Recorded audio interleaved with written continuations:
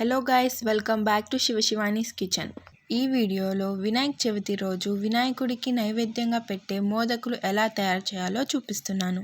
ఇవి ఇంట్లోనే చాలా ఈజీగా చేసుకునే ప్రసాదం రెసిపీ అండి. ఎవరైనా ఈజీగా చేసేసుకోవచ్చు. లేట్ చేయకుండా కోవా మోదకులు ఎలా తయారు చేయాలో చూసేద్దాం. Let's start step 1. ఫస్ట్ అయితే ఈ రెసిపీ కోసం మనం స్టఫింగ్ అనేది తయారు చేసుకోవాలి. ముందుగా ఒక ప్యాన్ తీసుకొని అందులో 1 టేబుల్ స్పూన్ దాకా నెయ్యిని వేసుకోండి. ఈ నేతిలో 1 కప్ పచ్చి కొబ్బరి తురుమును వేసుకొని లో ఫ్లేమ్లో ఫ్రై చేసుకోండి. 2-3 నిమిషాలు వేయించిన తర్వాత ఏ కప్పుతో అయితే కొబ్బరి తురుము తీసుకున్నామో అదే కప్తో 1/2 కప్ బెల్లం తురుముని తీసుకోవాలి. అంటే మనం కొబ్బరి ఎంతైతే తీసుకుంటున్నామో దానికి సగం బెల్లం తురుము తీసుకోవాలండి. ఈ బెల్లం కరగడం కోసం ఒక 2 టేబుల్ స్పూన్ దాకా పాలును వేసుకొని బెల్లాన్ని కరిగించుకోండి. బెల్లం కరిగేంత వరకు మంటని లో ఫ్లేమ్లో పెట్టి కలుపుతూ ఉండండి.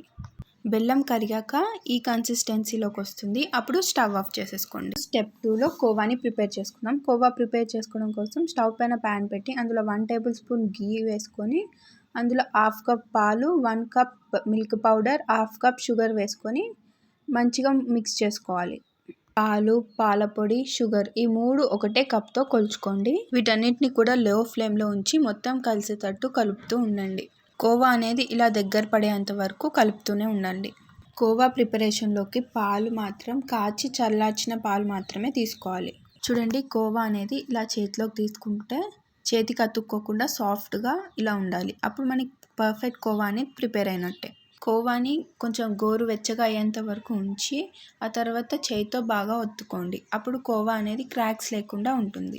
కనీసం ఒక 2-3 నిమిషాలైనా బాగా కలుపుకోవాలి. అవసరమైతే కొంచెం నెయ్యిని కూడా చేతికి అప్లై చేసుకొని కలుపుకోండి. ఇప్పుడు మనకి కోవా అనేది రెడీ అయిపోయింది. అలాగే స్టఫింగ్లోకి కొబ్బరి కూడా రెడీ అయిపోయింది. స్టెప్ 3లో మనం మోదకులు ఎలా ప్రిపేర్ చేసుకుందామో చూసేద్దాం. ఫస్ట్ మనం మోదక్ మౌల్డ్తో మోదకుని ఎలా తయారు చేసుకోవాలో చూపిస్తాను. ఫస్ట్ కొంచెం కోవాని తీసుకొని మోదక్ మౌల్డ్ ఎడ్జెస్కి ఫింగర్స్తో స్ప్రెడ్ చేసుకోండి. మిడిల్లో హోల్ ఉండేలాగా ఎడ్జెస్కి స్ప్రెడ్ చేసుకోండి. ఇప్పుడు మిడిల్లో మనం తయారు చేసి పెట్టుకున్న కొబ్బరి లవ్స్తో ఫిల్ చేసుకోండి. కొబ్బరి ఫిల్ చేశాక కోవాతో కవర్ చేసేసుకోండి. అంతే, కోవా కొబ్బరి మోదక్ అనేది రెడీ అయిపోయినట్టే. ఒకవేళ మీరు కనుక కోవా స్టిక్ అవుతుంది అనిపిస్తే మౌల్డ్కి కొంచెం గీ అప్లై చేసుకోండి. చూడండి, మోదక్ అనేది ఎంత సాఫ్ట్గా క్రాక్స్ ఏమీ లేకుండా పర్ఫెక్ట్గా వచ్చిందో.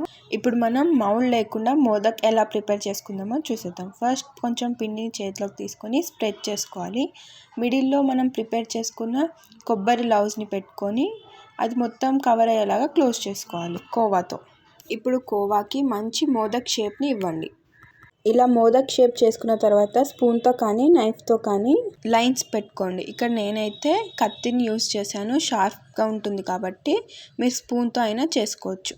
అంతే అండి, మౌల్డ్ లేకుండా మోదక్ అనేది ప్రిపేర్ అయిపోయింది. అంతేనండి, చూసారు కదా ఎంత సింపుల్గా ఈజీగా మోదకులు ఇంట్లోనే తయారు చేసుకోవాలో. మీరు కూడా ట్రై చేసి మీకు ఎలా కుదిరిందో కమెంట్ బాక్స్లో కమెంట్ చేయండి. అలాగే మీకు ఏ టైప్ ఆఫ్ మోదక్ నచ్చిందో కమెంట్ బాక్స్లో కమెంట్ చేయండి.